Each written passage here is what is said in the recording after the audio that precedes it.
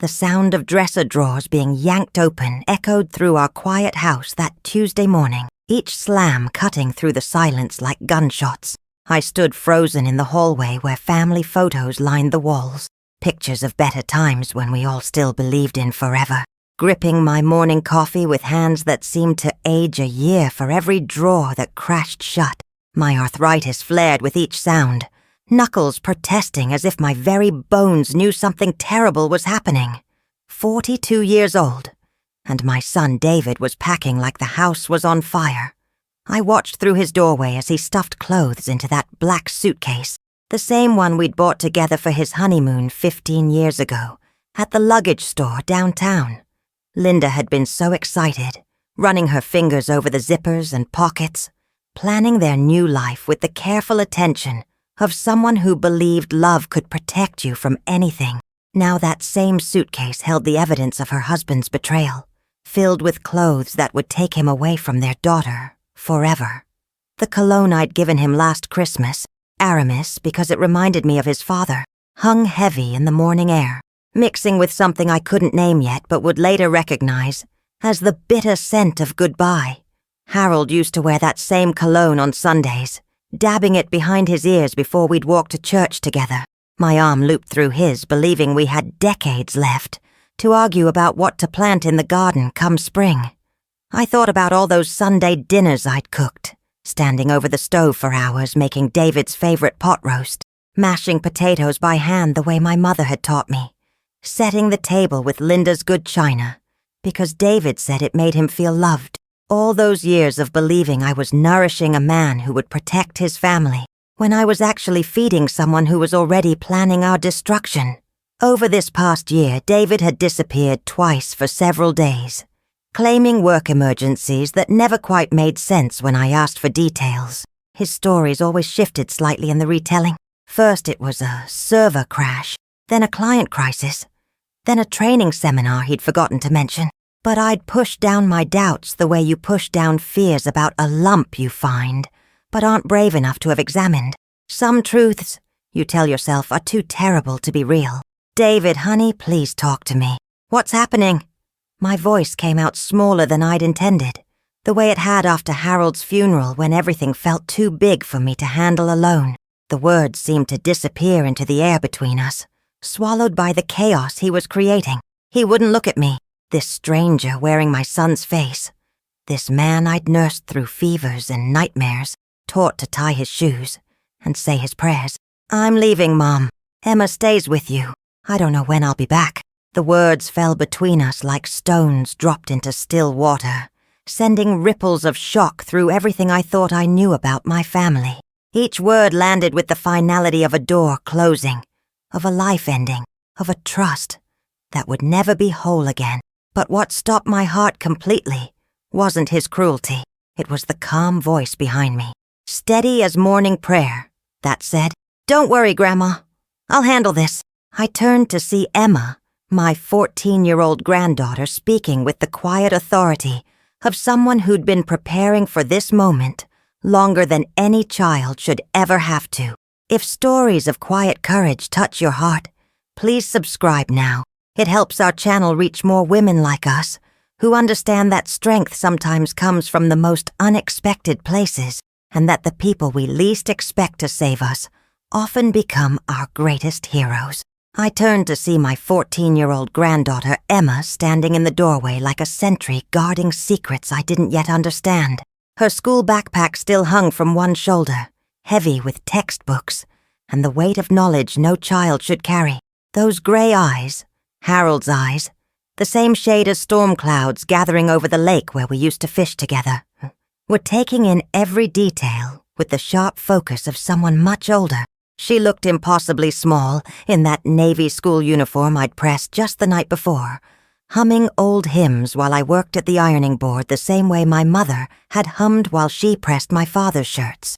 The pleated skirt that had seemed so grown up when we'd bought it in August now made her look like what she was, a child forced to witness her father's abandonment, a little girl watching her world crumble in real time.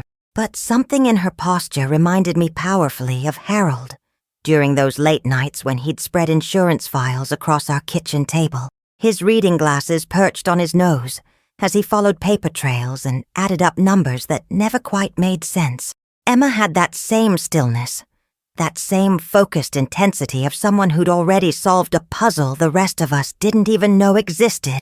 David grabbed his leather jacket without even glancing at Emma. The jacket I'd saved 3 months to buy him for his 35th birthday, working extra substitute teaching days, and skipping my monthly hair appointments to afford something that would make him look successful. No goodbye hug, no explanation, no apology, just the hollow sound of his footsteps on the hardwood floors Harold had installed with his own hands 20 years ago, measuring twice and cutting once because he said a man's home deserved that kind of care. I remembered standing in this same hallway watching David get ready for his first day of high school, adjusting his tie and smoothing down his cowlick, while he squirmed away from my attention. "Mom, I'm fine," he'd protested, but his voice had been shaky with nervous excitement, and he'd let me fuss over him for just a moment longer. That boy would have never imagined growing into someone who could walk away from his own daughter without a word. "Dad," Emma called out, her voice steady as Sunday morning prayer, carrying none of the pleading I would have expected from a 14-year-old watching her father leave forever. There was something almost regal in her tone, like a judge passing sentence, or a queen dismissing a servant who'd betrayed the crown. "You're making a mistake." He paused with his hand on the front door, that brass handle I polished every Tuesday morning out of habit, part of the rhythm of housekeeping that had given my life structure since Harold died. For just a moment, I thought I saw his shoulders sag slightly, thought I caught a glimpse of the boy who used to run to me when thunderstorms scared him, who used to tell me all his secrets over milk and cookies at this very kitchen table. But he couldn't find the courage to turn around, couldn't face what he was abandoning. The silence stretched long enough for me to hear the grandfather clock ticking in the living room. Harold's father's clock, the one that had measured out decades of family dinners and Christmas mornings and quiet Sunday afternoons. Now it was marking the seconds of our family's end. A clock counting seconds we wouldn't get back. "Emma, your grandmother will take good care of you." His voice sounded hollow. I wanted to shake him by the shoulders, demand answers, make him explain why our family suddenly meant less than whatever fever dream he was chasing. I wanted to grab him the way I used to when he was small and about to run into traffic, pull him back from the edge of whatever cliff he was determined to throw himself over. But Emma just watched him walk to his silver Honda with the calm patience of someone who'd been expecting this moment, who'd been preparing for it in ways I couldn't yet understand. After his taillights disappeared down Maple Street, the same street where he'd learned to catch fireflies in mason jars during those endless summer evenings when families stayed together forever, Emma finally spoke with the certainty that would soon change everything. "Grandma, we need to check your bank accounts. Something's been wrong for months, and I think I know exactly what it is." The words sent ice water through my veins, but it was the calm authority in her voice that truly frightened me. This child had been living with terrible knowledge, carrying it alone while I'd been blind to the destruction happening right under my own roof. But how could a 14-year-old possibly know what David had been hiding from me? And why had she been watching him so carefully? That evening, as the autumn light faded through our lace curtains, the same curtains I'd sewn when Emma was just a baby, measuring and cutting the fabric, while Linda nursed her in the rocking chair by the window, I found Emma in David's old bedroom. The room still smelled faintly of his teenage years.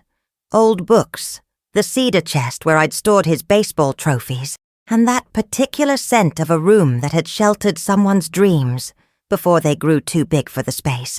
She'd changed into her duck pajamas, the yellow ones with tiny blue ducks that I'd bought her last spring at the department store, because they made her smile when everything else seemed too serious, too grown up for a 13-year-old girl who'd already lost her mother. The soft fabric made her look like the child she still was, but her face held the gravity of someone carrying secrets that weighed more than any textbook ever could. Papers were scattered across David's old desk, the same oak desk Harold had built for his 10th birthday, complete with secret drawers and carved initials that had faded but never disappeared. Emma's laptop glowed in the dim light, casting blue shadows across her features that reminded me painfully of Harold working late into the night, chasing down insurance frauds with the patient determination of someone who believed truth always eventually surfaced. "Emma, sweetheart, what are you doing?" I asked, settling onto the twin bed where David used to read comic books under the covers with a flashlight, where I'd sat to comfort him through nightmares about monsters under the bed. The mattress creaked with the same familiar sound it had made when he was 10, but everything else felt foreign now, contaminated by his abandonment. The blue quilt, one I'd made myself during those long winter months after Harold's diagnosis, when I needed something to do with my hands while we waited for test results, was folded exactly the way I'd left it after David moved out years ago. I'd kept his room like a shrine to the boy I remembered, the one who used to bring me dandelions from the yard and call them flowers fit for a queen. She looked up with those serious eyes that reminded me so much of Harold when he was puzzling through complex cases, his reading glasses sliding down his nose as he compared documents and dates and testimonies that didn't quite line up. "Grandma, when did you last really examine your bank statements? Not just glancing at the balance when you use the ATM, but sitting down and going through every single transaction line by line?" The question hit me like cold water flooding my chest, making it hard to breathe for a moment. I'd trusted David to help with the finances after Harold passed, trusted my own flesh and blood, the child I'd carried for 9 months and delivered after 16 hours of labor, the baby who'd wrapped his tiny fingers around mine and made me believe in love that could never be broken. "Why would you ask that, honey?" But even as I spoke, pieces began clicking together with sickening clarity, like watching a puzzle reveal a picture you'd never wanted to see completed. Those expensive dinners David claimed were work meetings, when he barely made enough at the computer repair shop to pay his own rent and utilities. The new watch that caught light when he moved his hands, too expensive for someone living paycheck to paycheck.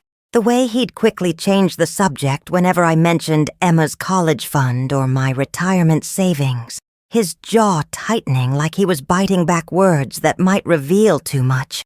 Emma pulled out a thick manila folder, the kind Harold used to organize his most important cases, stuffed with bank statements I'd never seen before, documents that should have been familiar but felt like evidence from someone else's nightmare. Papers that documented the systematic destruction of everything Harold and I had built together over 37 years of marriage. "Because I think Dad's been stealing from us, Grandma, and I think someone's been teaching him how to do it efficiently, professionally." Her voice stayed steady, but I caught the slight tremor in her hands as she opened the folder, the way her fingers hesitated as if she was afraid of what she was about to show me.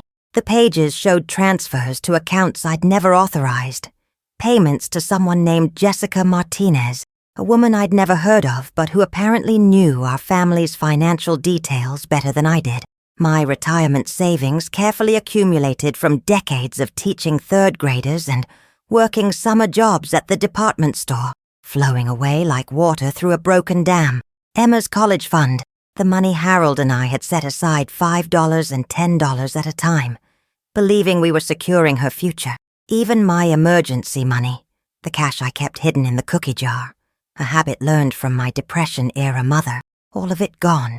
The total was $67,432. Every penny Harold and I had saved through careful budgeting and small sacrifices, skipping vacations to put money away, buying store brands instead of name brands, mending clothes instead of buying new ones.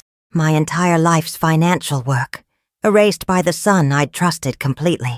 "How did you access his accounts?" I whispered, too shocked to feel the full weight of betrayal yet, my mind still trying to process numbers that didn't make sense, trying to find some explanation that wouldn't destroy everything I believed about my son. Emma's small smile held no joy, just the grim satisfaction of someone who'd solved a puzzle she'd never wanted to work on. "His password is my birthday, Grandma. Month, day, and year. The same 8 numbers for every account, every email, every credit card application. Even while he was stealing from us, he still used the day I was born to unlock everything. The cruelty of it stole my breath completely. He'd used his daughter's birthday, that precious day 14 years ago, when Linda had labored for 12 hours, and Harold had paced the hospital corridors, and I'd prayed harder than I'd ever prayed for anything, as the key to unlock our financial destruction. There was something so intimate and violating about it, mixing sentiment with theft in a way that made the betrayal cut even deeper. The password that should have protected his daughter's future had become the tool to destroy it. But Emma wasn't finished with her discoveries. 3 days after David left, Emma showed me what she'd been investigating through sleepless nights, while I'd lain awake staring at the ceiling, listening to the house settle around me, and wondering how I'd failed so completely as a mother. The old Victorian creaked and whispered in ways that had once been comforting. Harold used to say our house talked to us, telling us stories of all the families who'd lived here before. But now every sound seemed ominous, like warnings I'd been too trusting to hear. Somehow, using that birthday password that cut like a knife, every time I thought about it, she'd figured out how to access David's email account. What I saw there made my stomach turn, with a violence I hadn't felt since the morning Harold collapsed in our kitchen. Coffee cup still warm in his hand when the paramedics arrived. Months of correspondence with Jessica Martinez, planning our family's destruction with the casual efficiency of people discussing weekend plans or grocery lists. Look at this, Grandma. Emma's finger traced printed emails between David and Jessica, her voice steady but her hand shaking slightly as she showed me evidence of lies so intricate they took my breath away. The paper felt rough under my arthritic fingers, real and undeniable in a way that made it impossible to pretend this was all some terrible misunderstanding. The emails revealed that Jessica wasn't just David's girlfriend. She was his criminal mentor, his teacher in the art of family betrayal. Together they'd forged documents with my signature, created false accounts using Emma's social security number, even taken out a second mortgage on the house Harold and I had spent 26 years paying off, room by room, payment by payment, believing we were building something that would shelter our family forever. Every theft had been carefully planned around my schedule, timed to coincide with my Wednesday evening Bible study at St.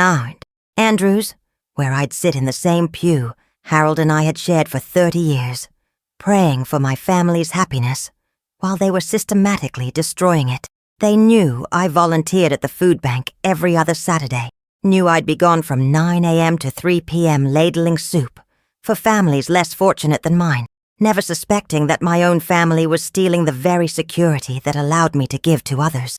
"There's more," Emma said quietly, with the same gentle tone I used to use when I had to tell her that her goldfish had died, or that her mother wasn't coming home from the hospital.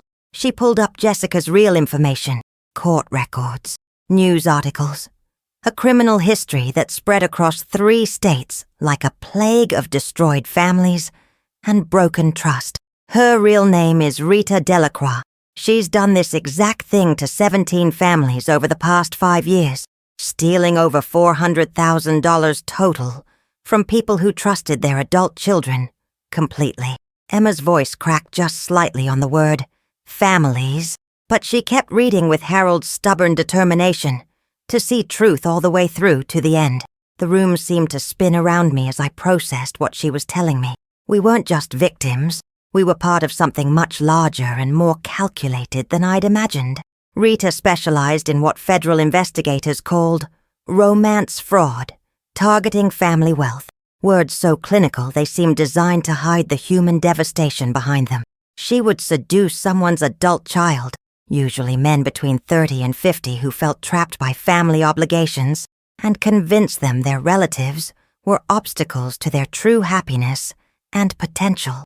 The pattern was always the same, Emma explained, showing me newspaper articles and court documents. Isolation from family, emotional manipulation, financial control, then disappearance once the money ran out, and legal consequences began to loom.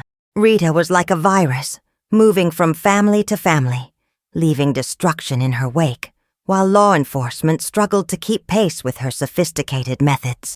Most victims never reported it, Emma continued. her gray eyes reflecting a sadness too deep for someone her age. They were too ashamed that their own children had betrayed them, too heartbroken to admit publicly that they'd been destroyed by the people they'd loved most in the world. Emma reached across the small space between us and took my hand in hers, hands that were still small and soft, still carrying traces of the baby lotion I'd rubbed on her palms when she was tiny. I found Rita's real address and her current employer downtown. Tomorrow I start making calls and filing reports. But first, Grandma, we're going to save every family she's targeting right now. The determination in her voice was both inspiring and heartbreaking. A child deciding to wage war against seasoned criminals because every adult in her life had either failed to protect her or actively participated in her destruction. But as I looked at Emma, surrounded by evidence and plans and the terrible knowledge she'd been carrying alone, I realized she had something Rita and David had never counted on. The same relentless pursuit of justice that had made Harold such a formidable investigator. My 14-year-old granddaughter was planning to take on seasoned criminals, but I was about to learn she had weapons they'd never see coming. By 7:00 a.m., Emma had already filed formal complaints with the Federal Trade Commission, submitted detailed reports to state banking authorities, and contacted the Consumer Financial Protection Bureau with evidence packages that would make prosecutors weep with joy.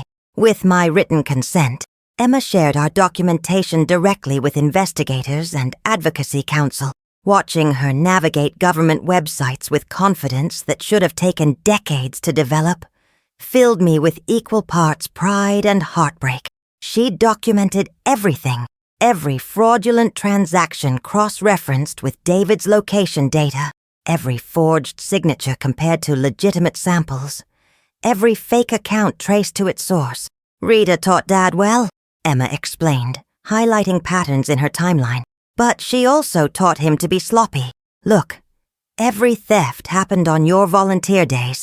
Instead of pretending to be a government official, Emma had done something smarter. She'd contacted victim advocacy groups, submitted tips through official fraud reporting channels, and built relationships with legitimate investigators who could act on her evidence legally. The truth is powerful enough, she told me. We don't need to pretend to be anyone else. By noon, Emma's carefully documented complaints had triggered official investigations. Rita's employer received legitimate inquiries from state regulators about irregularities in client accounts. Within hours, Rita was suspended pending a formal review that would uncover years of systematic theft. Now comes the hard part, Emma said, pulling up profiles of Rita's current victims she'd compiled from public records and court documents. I'm going to contact victim advocacy organizations in each city. They'll reach out to these families with official resources and legal support. But what Emma planned next would save 6 families from financial devastation and set a trap that would destroy Rita's entire operation. That evening, as I made chamomile tea in my mother's china cups, the delicate ones with painted roses that had survived the Depression and 2 world wars, Emma showed me her most heartbreaking discovery yet. Detailed profiles of 6 families Rita was actively targeting, each file like a medical chart documenting a terminal diagnosis. The information was gathered from public records and social media, showing real people with faces and names and grandchildren who had no idea their loved ones were being systematically turned into weapons against them. I carried our tea to David's old desk, my hands shaking slightly.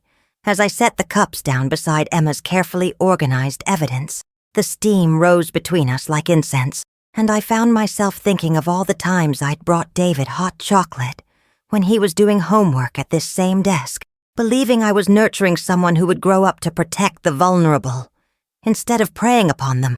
This is the Patterson family in Oregon, Emma said, showing me a photo printed from Facebook of an elderly couple celebrating their 50th wedding anniversary.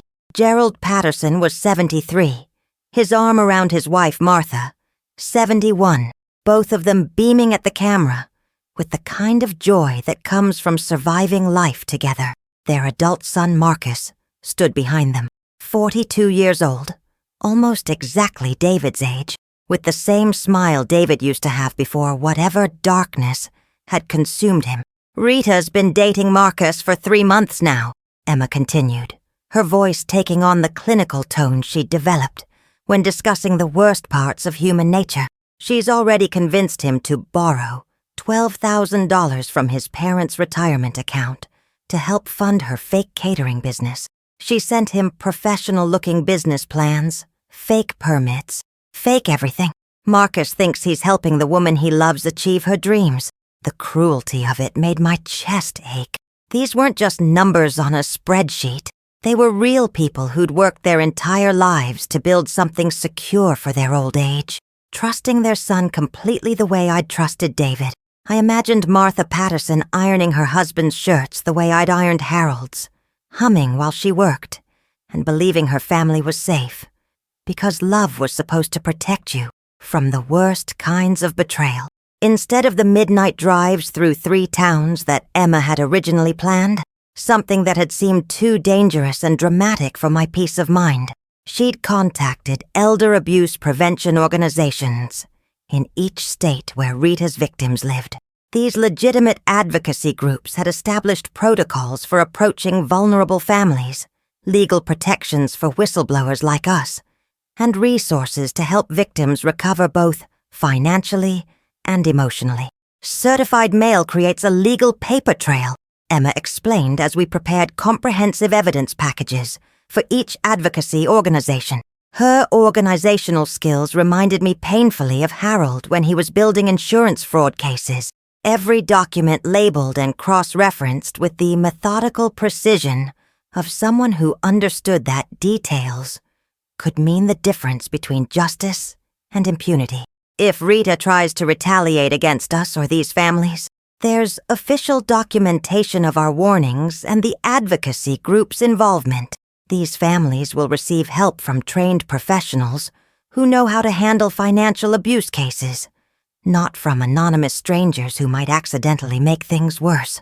We spent the next 4 hours crafting detailed reports for each organization, including photocopies of Rita's criminal history that Emma had somehow obtained, proof of her multiple identities documented with court records and newspaper articles, and evidence of her current financial crimes that read like a textbook on elder abuse. Emma insisted on handwritten cover letters explaining our motivation, not vigilante justice or personal revenge, but genuine concern for families about to experience the same devastation we'd survived. The handwriting was important, she explained, because it proved we were real people, not just another scam trying to exploit vulnerable families. I watched her pen each letter with careful attention to every word, her penmanship reflecting the same values I'd tried to teach David when he was her age: honesty, compassion, protection of those who couldn't protect themselves. Within 48 hours of mailing our packages, professional victim advocates in 6 states had made contact with the vulnerable families, providing them with legal resources, financial counseling, and official protection protocols that would have been impossible for us to offer on our own.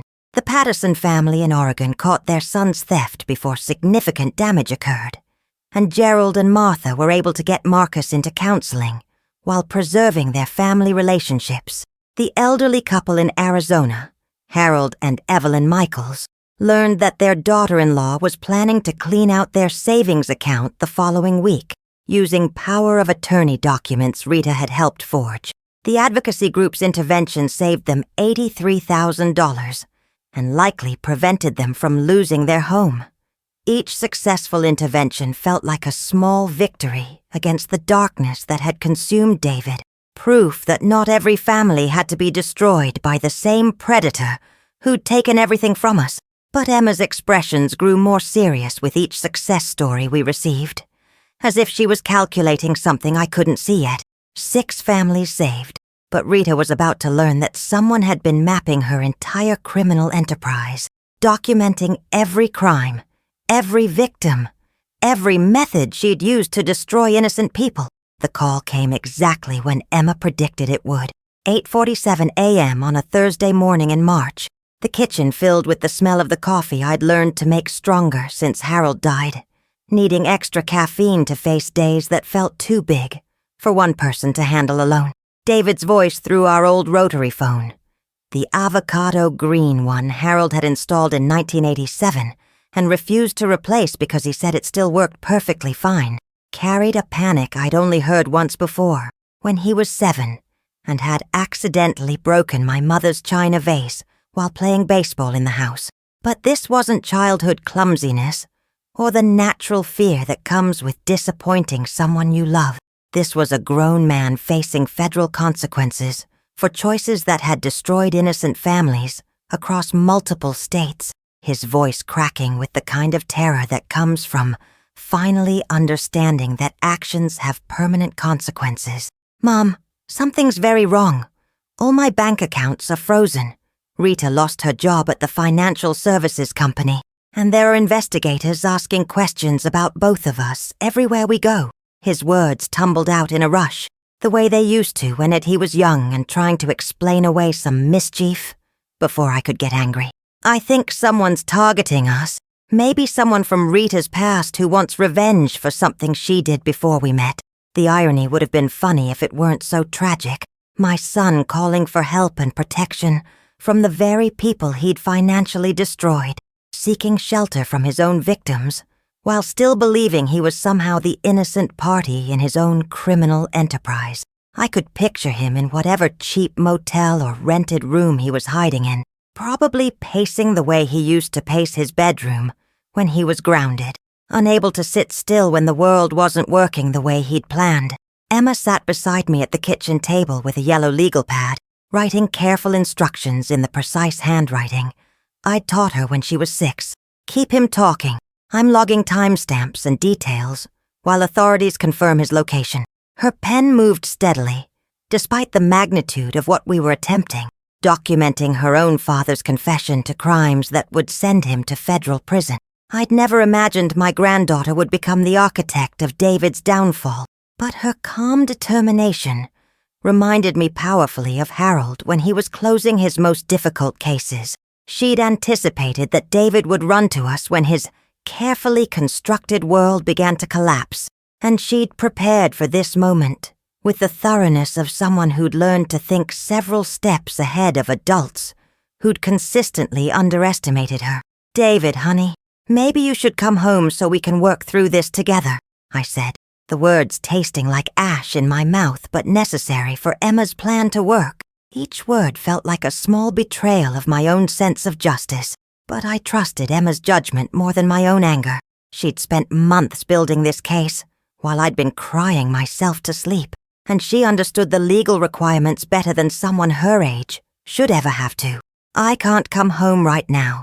Mom, Rita thinks whoever's investigating us might target you and Emma next, and we can't risk putting you in danger." His concern for our safety, expressed after he'd stolen our financial future and abandoned us without a second thought, felt like mockery, wrapped in the language of love. I wanted to scream at him, to ask how he could claim to protect us from dangers while being the greatest danger we'd ever faced. Emma rolled her eyes and wrote another note on her pad. "He still doesn't suspect us." "Perfect. Keep him on the line." I'm still logging details. She put the call on speaker while I took notes, and, with my written consent, texted Detective Rodriguez real-time updates. A few minutes later, she looped him in, where David wouldn't be able to see it if he came home unexpectedly. The machine's steady whirring was barely audible, but I found it oddly comforting, like Harold's presence helping us document the truth. In the background of David's call, I could hear Rita's voice, sharp and commanding in a way that reminded me of how she must have sounded when she was convincing him to steal from his own family. "Pack everything now," she was saying. "We need to leave this city immediately, before they trace the other accounts." Even in panic, she sounded like someone accustomed to giving orders, to being obeyed without question. But Emma had already anticipated this response, while I kept David talking with increasingly desperate questions about his safety and his plans, questions that felt genuine despite their strategic purpose. She was using our upstairs phone to send final updates to the legitimate authorities who'd been building cases against both of them for months. Detective Rodriguez from the Financial Crimes Unit had given Emma a direct line months ago, impressed by the quality of evidence she'd provided, and the professional way she'd documented everything. Your granddaughter has better investigative instincts than officers with 20 years of experience. He'd told me during one of their regular check-ins, she's going to make an incredible prosecutor someday. Rita and David thought they were being hunted by mysterious enemies. They never suspected a 14-year-old girl was systematically dismantling their criminal enterprise from our kitchen table. 2 police cruisers turned onto Route 9. I kept him talking. The call came at exactly 2:47 p.m., interrupting the afternoon soap opera I'd been pretending to watch while actually staring out the window, waiting for news I both desperately wanted and feared to receive. Rita had been arrested at her apartment on federal charges of wire fraud, identity theft, and operating a criminal enterprise specifically targeting elderly victims, charges that carried potential sentences of decades in federal prison. Emma answered the kitchen phone with the professional calm of someone who'd been coordinating with law enforcement her entire life, rather than learning algebra and worrying about high school applications like other 15-year-olds. "Yes, Detective Rodriguez, we've been expecting your call," she said, reaching for her ever-present notebook to document every detail of the conversation that would mark the beginning of the end of our nightmare. I watched my granddaughter take notes about bail procedures, asset seizure protocols, and victim restitution programs with the same focused attention she'd once applied to memorizing multiplication tables. The transformation was both inspiring and heartbreaking.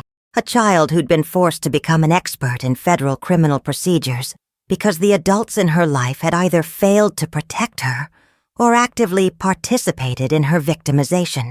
They found evidence of 12 additional victims in her apartment, Emma told me after hanging up, her voice mixing satisfaction with the deep sadness that had become her constant companion since David's abandonment. Detective Rodriguez said our evidence submissions over the past 6 months were the most comprehensive civilian reports they'd ever received from a financial crimes case. They're calling our documentation a masterpiece of victim advocacy. The detective had explained that Rita's apartment had been a virtual museum of financial crime, filing cabinets full of forged documents, multiple phones for different identities, and detailed profiles of victims that read like hunting guides for predators who specialized in destroying families from the inside. Each file represented someone's life savings, someone's trust, someone's future that had been carefully calculated and systematically stolen. 23 minutes later, our phone rang again with the sound that had become both familiar and dreaded over the past months. This time it was David, and the panic in his voice had transformed into something approaching pure terror, the sound of a man watching his entire constructed reality collapse in real time, understanding for the first time that actions have consequences that can't be negotiated away or explained into non-existence. "Mom, they arrested Rita," he said, his voice breaking on her name the way it used to break when he was small and had hurt himself but was trying not to cry in front of me. "Federal agents came to her apartment and put her in handcuffs right in front of all her neighbors. They're saying she's destroyed families across multiple states, that she's been running financial scams for years, that she's part of some kind of organized crime network." I could hear him struggling to process information that destroyed every lie he'd been telling himself about their relationship, about Rita's motivations, about his own role in the devastation they'd created together. "But she loves me, Mom. She told me she loved me. She said we were going to build a life together, that everything she was doing was for our future." Emma took the phone from my trembling hands, her young voice carrying the weight of absolute moral authority, as she prepared to deliver truths her father wasn't equipped to hear but needed to face anyway. The moment had arrived that she'd been building toward for months, the reckoning that would force David to confront not just what he'd done, but who he'd chosen to become. "Dad, this is Emma. I need you to listen very carefully to what I'm about to tell you." Her voice was steady as bedrock, carrying the kind of certainty that comes from having all the facts and the moral clarity to use them appropriately. The police are on their way to arrest you too, and when they do, you're going to face federal charges for multiple counts of financial fraud. The silence on the other end stretched so long, I thought the connection had died, the quiet so complete. I could hear my own heartbeat echoing in my ears like a drum, counting down to some final judgment. When David finally spoke, his voice was barely a whisper, cracked and broken like something that had been stepped on repeatedly by someone much larger and stronger. "Emma, how could you possibly know about any of this? What did you do?" The realization that his teenage daughter had been the architect of his exposure hit him with visible force. I could practically hear his world shattering through the phone, each piece of his constructed reality hitting the ground with the sound of breaking glass. "I did what you should have done months ago, Dad," Emma replied with the calm finality of someone who'd weighed all the options and chosen justice over blood relation, protection of the innocent over loyalty to someone who'd forfeited the right to family solidarity. "I protected our family, and every other family you and Rita tried to destroy with your crimes." She paused for just a moment, letting the weight of her words settle between them like a verdict being read in a courtroom, where there could be no appeal, no negotiation, no escape from the consequences of choices made freely and repeatedly over months of calculated betrayal. "You stole $67,432 from your own family, Dad. You used my birthday, the day I was born, the day that should have represented hope and love and new beginnings, as your password while you systematically destroyed our lives and helped a career criminal target other innocent people." Emma's words carried the accumulated weight of all the sleepless nights, all the evidence gathering, all the careful documentation that had led to this moment of absolute truth-telling. She hung up the phone and closed her laptop with quiet satisfaction, then looked at me with those gray eyes that held both Harold's determination and a wisdom that no 15-year-old should have to possess. Within minutes, news alerts began appearing on Emma's phone and computer. "Local man arrested in multi-state financial fraud scheme, targeting elderly victims." The headlines felt surreal, like reading about strangers rather than the boy I'd raised. But they marked the official end of our victimization and the beginning of whatever justice the legal system could provide. The trap Emma had spent months building had finally closed, but the real work of healing and rebuilding was just beginning. The letter from the district attorney's office arrived on a Tuesday morning, official seal gleaming in autumn sunlight. We would recover $31,000 through asset seizures and restitution orders. Not everything we'd lost, but enough to rebuild Emma's college fund and restore some financial stability. David received 4 years and 8 months in federal prison. During sentencing, prosecutors revealed he'd been violating supervised release from previous financial crimes I'd never known about, a pattern of deception that went back years before Rita entered our lives. The boy who used to bring me dandelions had been living multiple lives, building a foundation for betrayal long before he met his criminal mentor. Emma handled the news with quiet strength that continued to amaze everyone who met her. "He made his choices every step of the way," she told the victim impact coordinator. "He could have asked for help, been honest about his problems, chosen family over crime, but he didn't."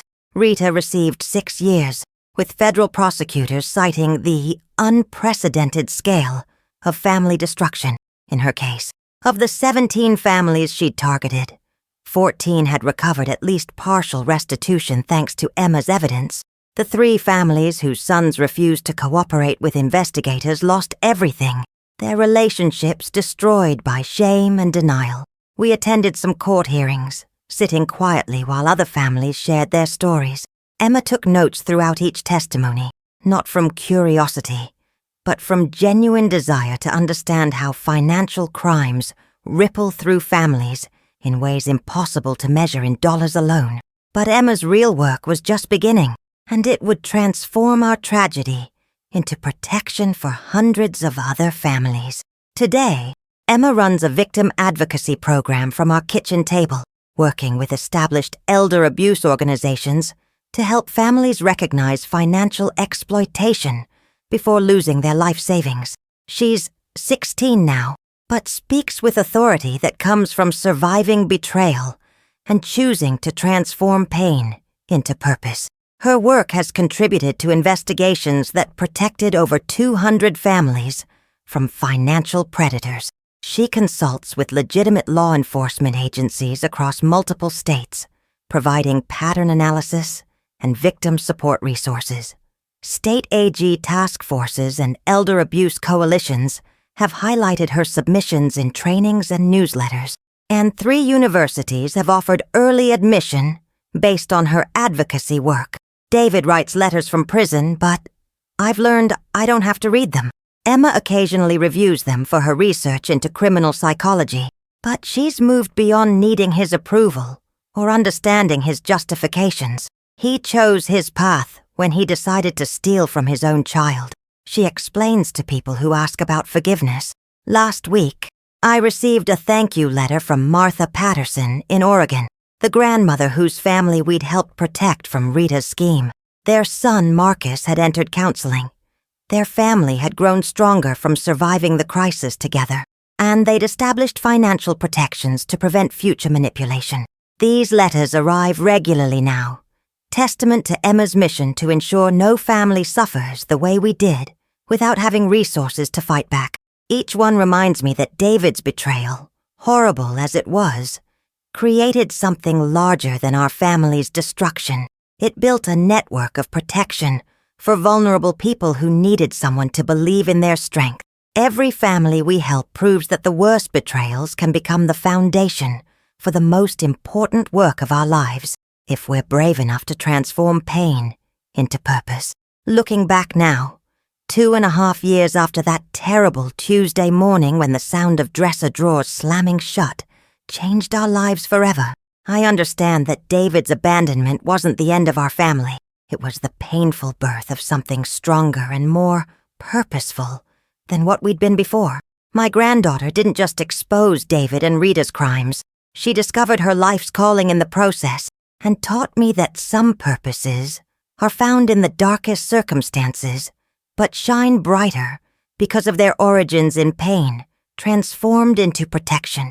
The betrayal that nearly broke us ultimately revealed Emma's extraordinary capacity for justice and her innate understanding that protecting innocent people is more important than preserving family loyalty when that loyalty would enable continued harm. She transformed personal trauma into advocacy mission with a determination that continues to inspire everyone she meets, turning our loss into other families' salvation in ways that have rippled far beyond anything we could have imagined. Emma is 17 now, finishing her senior year of high school with perfect grades, while simultaneously running a victim advocacy program that has become a model for other states. She's received early admission offers from every university she applied to, with full scholarships based on her advocacy work and her innovative approaches to financial crime prevention.